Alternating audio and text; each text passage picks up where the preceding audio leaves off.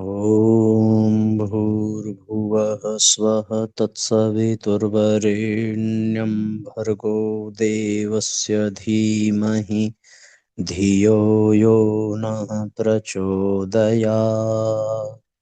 ॐ चैतन्यं शाश्वतं शान्तं व्योमातीतं निरञ्जनं नादबिन्दुकलातीतं तस्मै श्रीगुरवे नमः। ॐ सद्गुरुचरणकमलेभ्यो नमः। वन्दे भगवतीं देवीं श्रीरामं च जगद्गुरुं पादपद्मे तयोः श्रुत्वा प्रणमामि मुहुर्मुहुः। परम पूज्य गुरुदेव परम वंदनीय माता जी के दिव्य संरक्षण में विराजमान ऑनलाइन दैनिक स्वाध्याय के आज के सत्र में आप सभी आत्मीय बंधुओं का बहुत बहुत स्वागत अभिनंदन है। साथियों, आइए भावपूर्वक आज के सत्र का हम सभी शुभारंभ करते हैं। आज 2020वां एपिसोड हम लोग प्रारंभ करने जा रहे हैं और युग निर्माण योजना दिसंबर माह की पत्रिका को पढ़ेंगे। आज का पहला अध्याय है गीता की महत्ता। गीता जयंती जो अभी बीती है उसके उपलक्ष्य में यह अध्याय प्रकाशित हुआ है। सो सब भावपूर्वक सुने और अधिक से अधिक लाइक और शेयर जरूर करेंगे, जिससे कि सबको इसका लाभ प्राप्त हो सके। श्रीमद् भगवद गीता के विषय में जो महात्म्य परक वंदना आती है वहीं से इसका शुभारंभ होता है। भगवान श्री कृष्ण के प्रति द्वैपायन व्यास के मुख से निकला स्तुति का वाक्य है, गीता सुगीता कर्तव्या किमन्यैः शास्त्र विस्तरैः या स्वयं पद्मनाभस्य मुख पद्माद्विनिःसृता। अर्थात जिसका गायन किया जा सके ऐसा सुंदर काव्य है गीता। इसके गायन व मनन करने के बाद हमें अन्य शास्त्रों के विस्तार में जाने की आवश्यकता ही क्या है। यह तो स्वयं पद्मनाभ भगवान विष्णु के मुखार बिंदु से निकली है। ऐसे में इसका महात्म्य जितना बताया जाए कम है। जब हम पद को समझने का प्रयास करते हैं तो ज्ञात होता है कि मात्र गीता का पाठ नहीं, अर्थ एवं भाव सहित उसे अंतःकरण में धारण कर लेना, मनन करना है। गीता एक दर्शन है, जीवन संजीवनी है। इसे जितनी बार पढ़ा जाता है एक नया जीवन जीने का सूत्र हाथ लगता है। अतः इसे पौराणिक ढंग से मात्र श्लोकों के पाठ तक सीमित न रख इसे भगवान की वाणी समझते हुए आत्मसात करने का प्रयास किया जाना चाहिए। यह दैनंदिन जीवन में कार्य करने की शैली में अभिव्यक्त होना चाहिए, तभी गीता पाठ का महत्व है। इसी श्रीमद् भगवद गीता महात्म्य प्रकरण में आगे आता है, सर्वोपनिषदो गावो दोग्धा गोपाल नंदन पार्थो वत्स सुधीर भोक्ता दुग्धम गीतामृतम महत्। अर्थात समस्त उपनिषद गायों के समान है। उन गोमाताओं को दूहने का कार्य भगवान कृष्ण गोपाल नंदन ने किया है। पार्थ अर्जुन पृथा के पुत्र होने के नाते बछड़े के समान इस ज्ञान रूपी दुग्धामृत को पीने वाले के रूप में इसमें विद्यमान है। सारे उपनिषदों का निचोड़ गीता में है। यही साथियों इस श्लोक का अर्थ है। सर्वोपनिषदो गावो दोग्धा गोपाल नंदन पार्थो वत्सः सुधीर भोक्ता दुग्धम गीतामृतम महत्। पार्थ अर्जुन बछड़े के समान है, सुधीर भोक्ता ज्ञान रूपी दुग्धामृत को पीने वाले। सुधीर भोक्ता दुग्धम गीतामृतम महत्। योगी राज के रूप में स्वयं भगवान ने उस अमृत को इस काव्य के 18 अध्यायों के साथ 700 श्लोकों के माध्यम से प्रस्तुत किया है।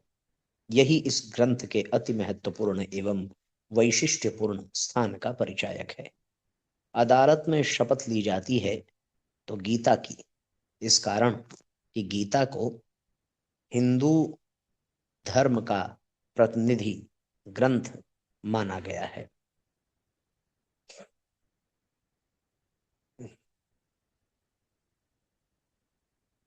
हिंदू का ग्रंथ माना गया है। मुस्लिम कुरान की, ईसाई बाइबल की शपथ लेते हैं, तो उन्हीं के समकक्ष हिंदू धर्म में गीता को स्थान दिया गया है। सभी ज्ञानी जनों ने मिलकर गीता को ही हिंदू धर्म का प्रतिनिधि ग्रंथ मानकर कहा कि शपथ गीता की ली जानी चाहिए। इसी से इस ग्रंथ के महात्म्य का परिचय मिलता है। वेदों उपनिषदों सबका सार निचोड़ यदि कहीं एक स्थान पर है तो वह गीता में है। प्रस्थान त्रयी के अंतर्गत ब्रह्म सूत्र उपनिषदों के बाद श्रीमद् भगवद गीता को लिया गया है। तीनों ही ग्रंथ भारतीय अध्यात्म के आधारभूत ग्रंथ हैं, जो इस पथ पर आरूढ़ होने वाले के लिए विशेष स्थान रखते हैं। भगवान कृष्ण के रूप में एक कृष्ण द्वैपायन व्यास के रूप में 24 अवतारों में से 2 अवतार द्वापर युग में हुए। दोनों ही गीता से जुड़े हुए हैं। श्री कृष्ण ने गीता कही, श्री व्यास ने उसे काव्यात्मक रूप दिया, उसे लिखा। श्री व्यास जी द्वारा महाभारत ग्रंथ लिखा गया है, जिसका एक अंग गीता को माना जाता है। महाभारत में 18 पर्व हैं, जिनमें पूर्वार्ध में 6 पर्व हैं एवं उत्तरार्ध में 12 पर्व हैं। कितना साम्य है। परिस्थितियों के इस वर्णन में 7 अक्षौहिणी सेना एक तरफ थी, 11 अक्षौहिणी सेना दूसरी तरफ, एवं दोनों के बीच महासमर का महाकाव्य महाभारत। इसी में कही गई है गीता। ऋषि मुनियों ने जितना कुछ तत्व ज्ञान दिया है, आरण्यकों, गिरि गुहा, कंदराओं में दिया है, किंतु गीता जैसा तत्व ज्ञान युद्ध के मैदान में 2 सेनाओं के बीच खड़े होकर दिया गया है। यह इस ग्रंथ की विशिष्टता है। गीता में भी महाभारत के 18 पर्वों की तरह 18 अध्याय हैं, जिन्हें 6-6 अध्याय के 3 खंडों में बांटा जा सकता है। पहले 6 अध्याय कर्मयोग पर आधारित हैं। 7वें से 12 तक के अध्याय में भक्ति योग पर बड़ा मार्मिक विवेचन है, तथा अंतिम 6 अध्याय ज्ञान योग की पराकाष्ठा तक ले जाकर अर्जुन को स्वधर्म की, युग धर्म की महत्ता बताते हुए उसके समर्पण पर समाप्त होते हैं। यों कर्म, भक्ति, ज्ञान की त्रिवेणी पूरी गीता में स्थान स्थान पर गुंथी देखी जा सकती है, पर पूरे अध्यायों का रुझान जिस दिशा में है, वह इसी विभाजन क्रम के अनुसार निर्वाह कर कहा गया है। ग्रंथ में ग्रंथाकार की महिमा जुड़ने में उसकी विशिष्टता स्थापित होती है। ग्रंथकार वह होता है जो जन्म देता है ग्रंथ को। माँ आत्मसात करती है सारी शक्ति को एवं उसे अपने बालक के रूप में एक अद्भुत कृति के रूप में जन्म के समय जगति को देती है। गीता में जो कुछ है वह भगवान कृष्ण ने योगस्थ हो आत्मसात कर अर्जुन को कहा है। इसलिए हमें भगवान कृष्ण के साथ गीता को जोड़कर, माँ के साथ उसकी रचना को जोड़कर समझना हो, तभी हम श्रीमद् भगवद गीता का मर्म आत्मसात कर सकेंगे। विनोबा गीता को गीताई कहा करते थे। महाराष्ट्र में माँ को आई कहते हैं, अर्थात गीता माँ। हर कष्ट हर दुख के लिए गीताई की शरण में जाओ, यह विनोबा का कथन था। गांधी जी कहते थे, गीता मेरी माँ के समान है। जब मुझे समस्याएं सताती हैं, मैं अपनी माँ की गोद में चला जाता हूँ, मुझे सारे हल मिल जाते हैं। इसलिए यहाँ बार बार गीता के साथ रचना को जन्म देने वाले उनके ग्रंथकार वक्ता योगी राज श्री कृष्ण को समझने की बात कही जा रही है। उन्हें समझे बिना गीता नहीं समझी जा सकती। ग्रंथकार योग के उपदेष्टा श्री कृष्ण जगत गुरु हैं। उनके बारे में कहा जाता है, वसुदेव सुतम देवम कंस चाणूर मर्दनम देवकी परमानंदम कृष्णम वंदे जगद्गुरुम। श्री कृष्ण सारे जगत के गुरु हैं। यह इसलिए कि वे युग की समस्याओं का हल करने का एक विराट संकल्प लेकर आए थे। ये समस्याएं अनेक तरह की थीं। राष्ट्रीय, जातिगत, धर्मगत, प्रकृति जगत संबंधी, इन सभी के लिए उन्होंने कहा, संभवामि युगे युगे। धर्म की अच्छी तरह से स्थापना करने के लिए मैं युग युग में प्रकट हुआ करता हूँ। हर युग में अवतार की आवश्यकता पड़ती है। भगवान कृष्ण यही कार्य करने के लिए अपने युग में जगत गुरु बनकर आए। यह शब्द और किसी अवतार के साथ प्रयुक्त नहीं हुआ है, मात्र श्री कृष्ण के लिए, जो महायोगी शब्द से भी योगी राज शब्द से संबोधित किए गए हैं। श्री कृष्ण की गीता के साथ जुड़कर विशिष्टता झलकती है। परम पूज्य गुरुदेव ने अगस्त 1969 की अखंड ज्योति में अवतार की प्रक्रिया पर प्रकाश डालते हुए लिखा है, अवतार की प्रक्रिया एक ही है, जनमानस में अवांछनीयता के प्रति विद्रोह, यही अवतार का वास्तविक स्वरूप होगा। आगे उन्होंने लिखा है, ईश्वरीय शक्तियां ही एक विचार प्रवाह एवं कार्य प्रवाह के रूप में अवतरित होती हैं एवं तत्कालीन समाज की समस्याओं का समाधान करती हैं। जगत गुरु स्तर की अवतारी चेतना लेकर परम पूज्य गुरुदेव भी इस धरती पर आए। उन्होंने केवल ज्ञान, कर्म, भक्ति, नीति का ही उपदेश नहीं दिया, उपासना के अनेकानेक आयाम खोले। उसे युग धर्म से जोड़कर आराधना, विश्व ब्रह्मांड की सेवा साधना का विराट रूप दे दिया। विचार क्रांति के माध्यम से आसुरी चिंतन को निरस्त करने हेतु एक व्यापक ज्ञान यज्ञ उन्होंने रचा। सबसे बड़ी बात, गायत्री व यज्ञ को एक सीमित दायरे से निकालकर उन्हें जन सुलभ बना दिया। यह अवतारी स्तर की, जगतगुरु स्तर की चेतना ही कर सकती है। पूज्य गुरुदेव कहते हैं, हर अवतार ने अपने समय की विकृतियों के समाधान का नेतृत्व अवश्य किया, पर उनके पीछे वस्तुतः अपार जनशक्ति थी। जनशक्ति ही वह चंडी है जो असुरता का समग्र वध करने में समर्थ है। यहाँ उनके द्वारा प्रयुक्त शब्द असुरता का समग्र वध पर ध्यान देना जरूरी है। समग्र नहीं करेंगे, आंशिक वध करेंगे तो असुरता पुनः जीवित हो हावी होने लगेगी। इसीलिए असुरता आमूल चूल नष्ट हो जानी चाहिए। परम पूज्य गुरुदेव ने भी लाल मशाल के प्रतीक के नीचे एक विराट जनमेदिनी खड़ी की एवं उसके द्वारा समग्र क्रांति की रूपरेखा स्पष्ट कर नवयुग की संभावनाओं को विचार युद्ध रूपी महाभारत के माध्यम से साकार किए जाने की बात कही है। अगस्त 1969 की अखंड ज्योति का पूरा अंक विचार क्रांति अंक है। उसमें वे लिखते हैं, इन दिनों पार्थ सारथी की बेचैनी स्पष्ट अनुभव की जा सकती है। अर्जुन को संतप्त और विकल देखकर उसे कितनी बेचैनी है, इसे शायद ही कोई अनुभव कर सके। यहाँ हम यदि इन वाक्यों को समझ सकें तो पार्थ के सारथी श्री कृष्ण परम पूज्य गुरुदेव हैं एवं अर्जुन हम सभी प्रज्ञा परिजन, जिन्हें विकल संतप्त स्तर का जीवन जीते देखकर उन्हें कितनी व्यथा हो रही है, यह समझा जा सकता है। इसी परिप्रेक्ष्य में हमें गुरुदेव और गीता के उनके संदेश को समझना चाहिए। जगत गुरु श्री कृष्ण ने यह जो गीता कही है उसे भगवत गीता कहा है। इसीलिए सारी गीता में जब उनके बोलने का प्रकरण आता है तब एक ही शब्द आता है, श्री भगवान उवाच। कहीं भी श्री कृष्ण वासुदेव ऐसा उल्लेख नहीं है। यही वह संदेश है जो महाभारत के महासमर में योगस्थ होकर भगवान के भाव से परमात्म चेतना में प्रतिष्ठित होकर उन्होंने अर्जुन को दिया। इसलिए इसे भगवद गीता कहा गया है।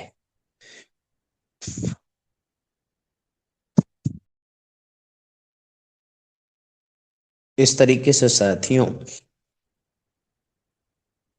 हम सब बड़े सौभाग्यशाली हैं कि पिछले ही वर्ष गीता जयंती के पावन पर्व पर हम सबके भी मन में यह संकल्प उभरा था कि हम लोग भगवत गीता का स्वाध्याय करें, और हम लोगों ने वह क्रम प्रारंभ भी कर दिया।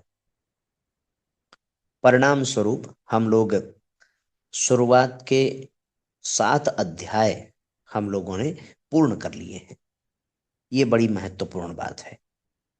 और साथियों, गीता पर तो अनेकों भाष्य, अनेकों टीकाएं लिखी गई हैं, पर हम लोग स्वामी राम सुखदास जी, श्रद्धेय स्वामी राम सुखदास जी के भाष्य को पढ़ रहे हैं, उनकी व्याख्या को पढ़ रहे हैं। मैं बहुत चिंतन करता रहता था कि जैसी गीता पर टीका और जैसा भाष्य स्वामी राम सुखदास जी का है, जितना विस्तार और जितनी व्याख्या और एक एक शब्द का जितना स्पष्ट स्पष्टीकरण उन्होंने किया है, वैसा किसी ने नहीं किया है। वैसी व्याख्या किसी के द्वारा नहीं हुई है। सबकी अपनी अपनी महत्ता है, सबकी अपनी अपनी महिमा है, और सबकी विशेषता भी है, सबका अपना अपना दृष्टिकोण भी है। पर जैसा गीता में दृष्टिकोण छुपा हुआ है भगवान कृष्ण का, यथावत वैसा ही वर्णन, बिना किसी अपनी विशेष विचारधारा को जोड़े, बिना किसी अपने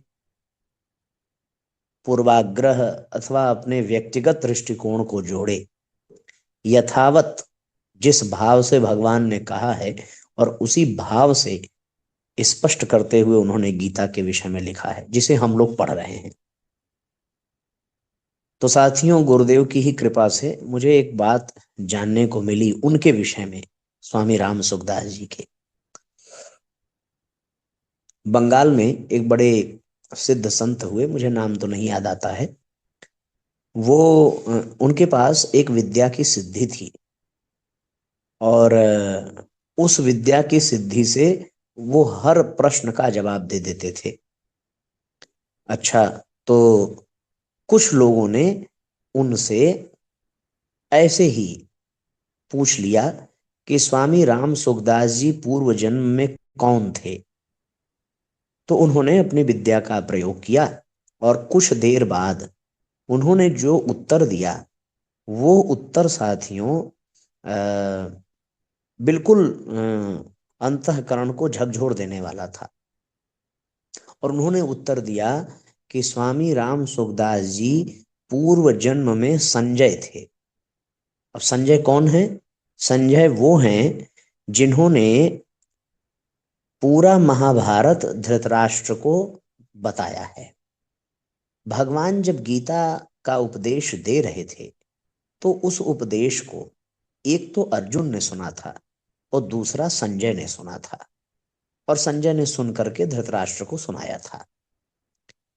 तो साथियों, ये सुन लेने के बाद मुझे बहुत आनंद आया, और सहज विश्वास भी हो गया कि वास्तव में जो भगवान कृष्ण के मुख से सीधे गीता को सुन पाया, वही ऐसी व्याख्या कर सकता है जो व्याख्या हम लोग साधक संजीवनी ग्रंथ के अंतर्गत पढ़ रहे हैं।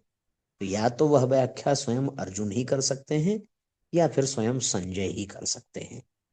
तो हम सबका बड़ा सौभाग्य है, और वो हम लोग गीता का बिल्कुल वही अध्याय पारायण कर रहे हैं। तो 7 अध्याय तो हम लोगों ने पूरे पढ़ लिए हैं, और 8वां अध्याय जब यह दिसंबर माह की पत्रिका पूरी हो जाएगी, तब 8वां अध्याय हम प्रारंभ करेंगे, और फिर पूरे उत्साह के साथ आगे की चर्चा हम लोग किया जाएगा। अब आज के सत्र को यहीं पर साथियों हम लोग विश्राम देंगे, क्योंकि समय का थोड़ा सा अभाव है। तो आज एक ही अध्याय और गायत्री मंत्र हम लोग प्रारंभ करें। ओम भूर्भुवः स्वः तत्सवितुर्वरेण्यं भर्गो देवस्य धीमहि धियो यो नः प्रचोदयात्। सभी आत्मीय बंधुओं को बहुत बहुत प्रणाम, बहुत बहुत मंगल हो साथियों। आप लोग इसके बाद हमारे युग निर्माण सत्संकल्प सूत्र ये जरूर पढ़ लेंगे और उसके बाद ही स्वाध्याय को विराम देंगे। चलिए, सबका मंगल हो। जय राम जी की शुभरात्रि। ॐ भूर्भुवः स्वः तत्सवितुर्वरेण्यं भर्गो देवस्य धीमहि धियो यो नः प्रचोदयात्। हम ईश्वर को सर्वव्यापी न्यायकारी मानकर उसके अनुशासन को अपने जीवन में उतारेंगे।